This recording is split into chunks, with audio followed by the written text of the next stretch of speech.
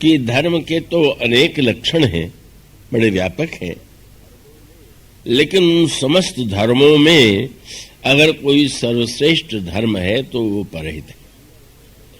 दूसरे को कष्ट देने से बढ़कर के, पीड़ा पहुंचाने से बढ़कर कोई पाप नहीं, और दूसरे का हित करने से बढ़कर के कोई धर्म नहीं है। तो इस पंक्ति की पृष्ठभूमि ये। आइए थोड़ा इसके पृष्ठभूमि में और अंतरंग और इसके संदर्भ में से जुड़े हुए जो तात्पर्य है उस पर विचार करें। ये धर्म शब्द जो है बड़ा ही अद्भुत शब्द है। हमारे शास्त्रों में धर्म की महिमा का गायन अनगिनत रूपों में किया गया है, किंतु धर्म के संदर्भ में जितनी उसकी महिमा बताई गई है उतना ही धर्म शब्द रहस्यमय भी है, विवादास्पद भी है। और सत्य तो यह है कि धर्म के नाम पर जितना अधर्म हुआ होगा उतना शायद अधर्म के नाम पर भी अधर्म न हुआ, क्योंकि धर्म के विषय में क्या है धर्म। जिस धर्म की महिमा इतनी अधिक बताई गई, अगर यह पूछा जाए कि धर्म क्या है, तो हम लोगों के यहाँ जो सनातन धर्म की प्रक्रिया है उसमें तो जीवन के प्रत्येक क्रियाकलाप को धर्म से जोड़ा गया।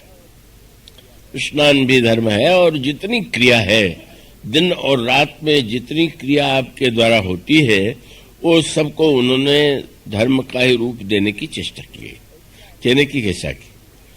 और इसका अभिप्राय यह है कि धर्म कोई ऐसा, धर्म के विषय में ये नहीं कहा जा सकता कि धर्म का पालन इतने देर के लिए करना चाहिए। माने प्रत्येक जीवन का क्रियाकलाप, श्वास प्रश्वास, व्यवहार, सबका आधार धर्म ही होना चाहिए, इसका उद्देश्य।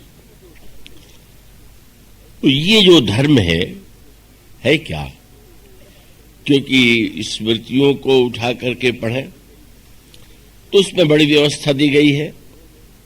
पुराणों के विविध प्रसंगों में धर्म की अनेक बार व्याख्या की गई है, और रामचरितमानस में भी धर्म की व्याख्या चरित्र के माध्यम से, वाणी के द्वारा, विचार के द्वारा संसार के समक्ष रखने का प्रयास किया गया है।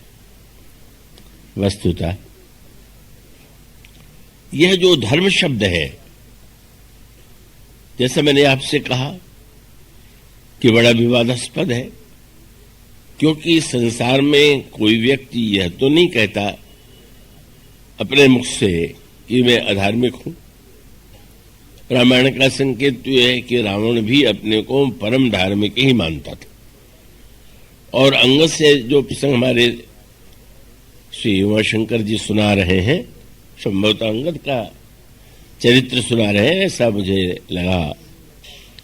तो अंगद के प्रसंग में यह बात आती है कि अंगद ने तो रावण के वाक्यों के जो उत्तर दिए वो बड़े कड़वे थे, बड़े चोट पहुंचाने वाले थे। पर रावण ने कहा कि तुम्हारे शब्दों को सुन करके अगर मैं तुम्हें मृत्युदंड नहीं देता हूं तो उसका यही कारण है कि मैं तो धर्मात्मा व्यक्ति हूं, मैं नीति और धर्म के विरुद्ध आचरण कर नहीं सकता, और इसलिए नीति धर्म में जानता हूं। तुम दूत हो और दूत को मारना नीति के विरुद्ध है, इसलिए धर्म का पालन करने के लिए ही मैं तुम्हें दंड नहीं दे रहा हूं। इसका अर्थ यही है कि रावण भी ये तो नहीं मानता है। और यूं अगर सच्चाई देखिए तो रावण अपने आप को जितने आप धर्मात्मा मानते हैं उससे अधिक धर्मात्मा था भी।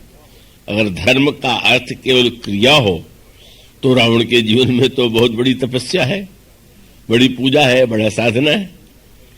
पर वो रावण जब अपने को कहता है कि मैं नीति धर्म का पालन करता हूं, यद्यपि अंगद ऐसे अनोखे स्वभाव के थे कि वो चोट करने से नहीं चूके।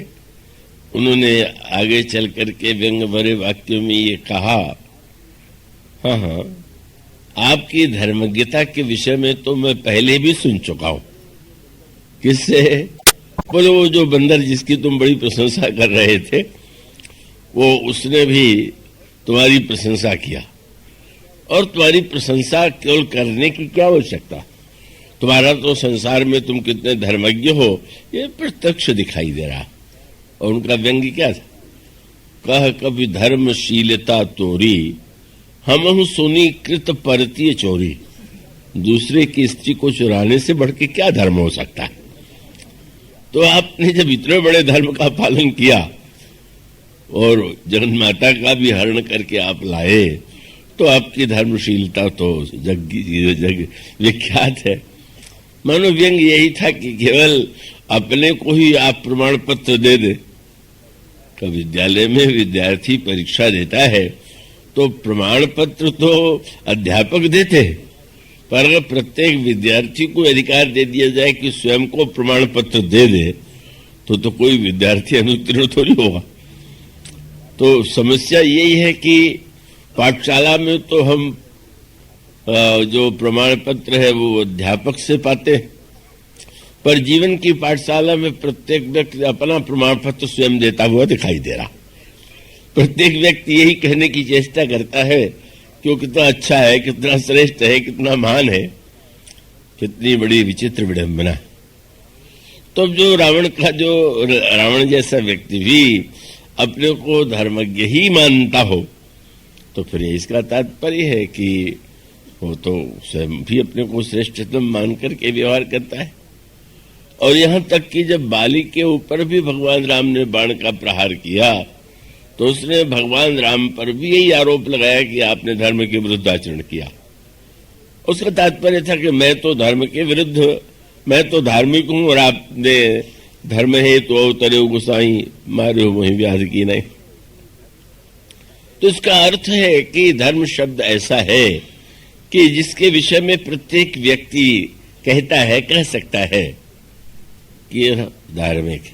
पर क्या कसौटी है धर्म की? और उस धर्म में जो विविधता दिखाई देती है, उस परस्पर विविधता में दिखाई देने वाला जो धर्म है, उसको हम किस रूप में ग्रहण करें, किस रूप में समझें, किस रूप में जीवन में उतारने की चेष्टा करें। श्री रामचरितमानस में इसका बड़े विस्तार से उत्तर दिया गया है। महाभारत में भी इस प्रश्न पर विचार किया गया और वो महाभारत में भी यही बात कही गई। कितना कठिन है धर्म का निर्णय का। अगर वेद के आधार पर निर्णय करें तो वेद भी 4 हैं, अगर पुराणों के आधार पर करें तो पुराण 18 हैं, स्मृतियों के आधार पर करें तो स्मृतियां भी 18 हैं। किसकी बात माने, किसकी बात न माने, तो उन्होंने एक ही समाधान दिया और वो समाधान हम सबके लिए उपयोगी है। वो श्लोक है, सुतर विभिन्ना स्मृतिश्च भिन्ना नैको मुनिर्यस्य वच प्रमाणम तब धर्मस्य तत्वम निहितम गुहायाम। जैसे कोई गुफा में वस्तु हो और वहां बैठ करके उसको खोज पाना कठिन हो, इसी प्रकार से धर्म का तत्व जो है वो तो गुफा में रहस्यमय रूप में निहित है। तो फिर उपाय क्या हुआ? तो उनका बस उपाय यही है कि धर्मस्य तत्वम निहितम गुहायाम महाजनो येन गतः सपद्धा। तो सब हम महान पुरुषों का अनुगमन करें और उनके जीवन में धर्म की जो स्थिति दिखाई पड़े उसी को अपने जीवन में उतारने का प्रयास करें। यह सूत्र महाभारत में दिया गया। अब ये बात अलग है कि हम सब लोग अपने कोई महाजन मान लें, वो महापुरुष तो हम ही हैं और हमें किसी व्यक्ति विशेष से कुछ समझने सोचने की आवश्यकता नहीं है, तो और बात है। लेकिन देखें, आप भगवान श्री राम से लक्ष्मण जी ने पूछ दिया कि महाराज आपके चरणों में भक्ति कैसे हो। तो भगवान ने धर्म का उपदेश, धर्म सबसे पहले धर्म की बात की, लेकिन बात अनोखी कह दिया कि धर्म का पालन करने से पहले प्रथम विप्र चरण अति प्रीति निज निज धर्म निरत श्रुति रीति। पहले विद्वानों से, श्रेष्ठ पुरुषों से नमन करके प्रश्न करिए कि धर्म क्या है, और वे जो बतावे उसका जीवन में पालन कीजिए। तो इसका अभिप्राय ये है कि धर्म शब्द जितना महान है उतनी ही धर्म शब्द के साथ समस्याएं जुड़ी हुई, और उस जुड़े हुए संदर्भ में महाजनों निगतस्य पंथा, महापुरुष ही हमारे लिए परम प्रमाण है। और ऐसी स्थिति में भगवान राम और श्री भरत से बढ़कर के कोई महापुरुष हो ही कौन सकता है। तो अगर उन दोनों के आचरण, उनकी वाणी और उनकी व्याख्या को हम दृष्टिगत रख करके विचार करें तो हम धर्म के तत्व को यत्किंचित समझ करके यदि उसको हम सही रूप में अपने जीवन में लाने का प्रयास करें तो हमारे जीवन की बहुत सी भ्रांतियां दूर हो सकती हैं। तो ये जो धर्म शब्द है, पहले तो इसके मूल अर्थ पर थोड़ा ध्यान दे लेंगे।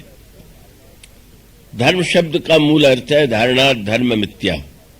ध्रिय धारणे धातु से धर्म शब्द बना है, और जिसका अभिप्राय है कि जो समाज को, विश्व को, व्यक्ति को धारण करता है वह धर्म है।